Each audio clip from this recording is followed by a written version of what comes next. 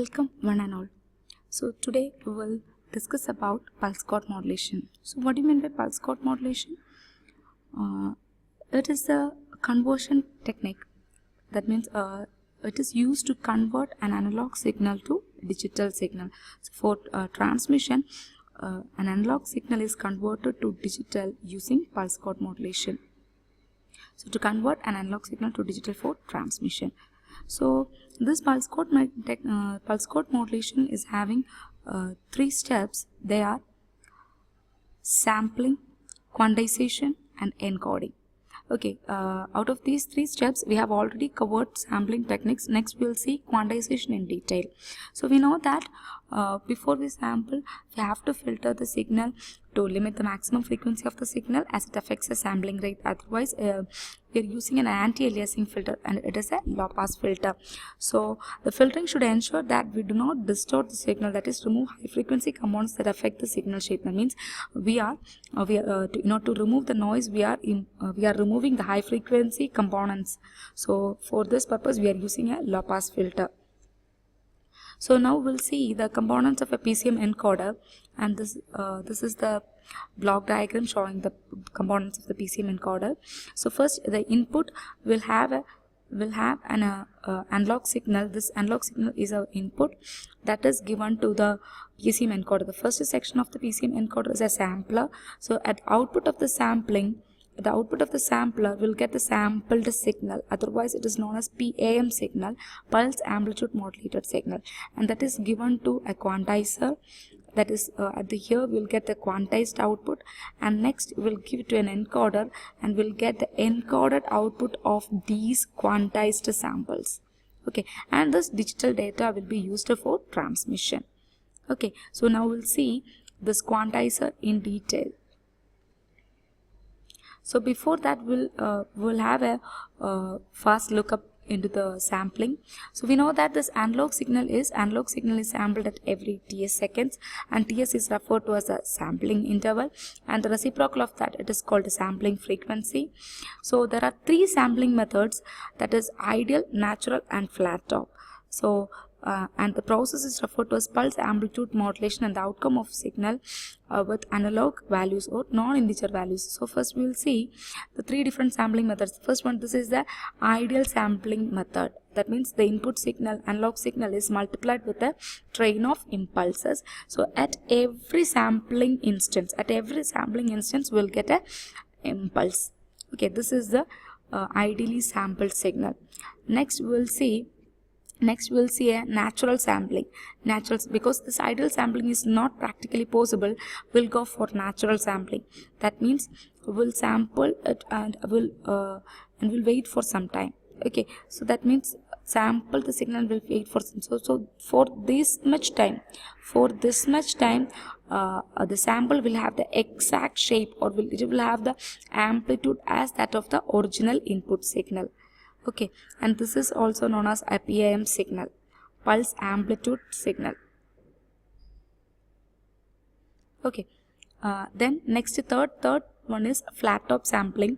That means it is otherwise known as a sample and hold circuit. That means we'll sample and it will hold on that particular value. So at that this pulse is having the only one amplitude value. That means at that instant, when we'll start that sample, that particular instant value is the amplitude of that pulse. Okay, so this is the output of a sample and hold circuit. So these three are the different types of sampling: ideal sampling, natural sampling and flat top sampling. So next we will see in detail about quantization. So in this figure we can see this the sampled signal, the amplitude of the sample signal is a non-integer value or it is an analog value. Okay, this amplitudes may the value of the magnitude of this amplitude may vary from -infinity to +infinity. So we can say, in other words, we can say the sample signal is discrete in time only. It is discrete in time only, but it is continuous in amplitude.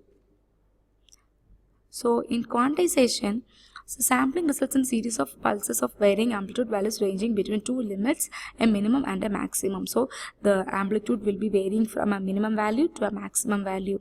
So the amplitude values are infinite between the two limits. We know that. So we need to map the infinite amplitude values onto a finite set of non-values. It's a very important lesson.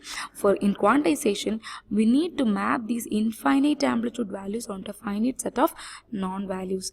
So this is achieved by dividing the distance between the minimum and maximum into L number of sounds, each of height delta. That means the whole range that the minimum value of voltage to the maximum value of voltage, that level will be divided into L number of sounds, each having the uniform height, that is called delta, that is called step size. Okay, so delta is equal to maximum value minus minimum value divided by L, that means the number of levels or number of sounds, the quantization levels.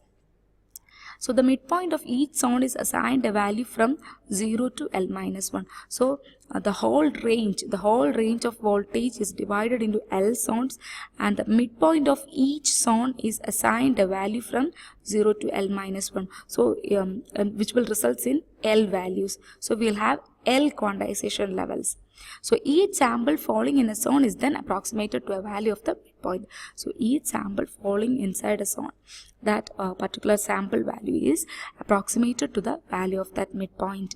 Okay, otherwise we know we can say that through quantization the signal will get discrete in amplitude also. So only after quantization a signal will become digital. That means it is continuous or discrete in time and discrete in amplitude.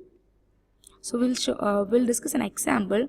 So this is an analog signal. It is having a variation from 0 to 7 voltage, 0 to 7 volt. So if these are the sampling instances, these 1 2 3 4, these are the sampling instance.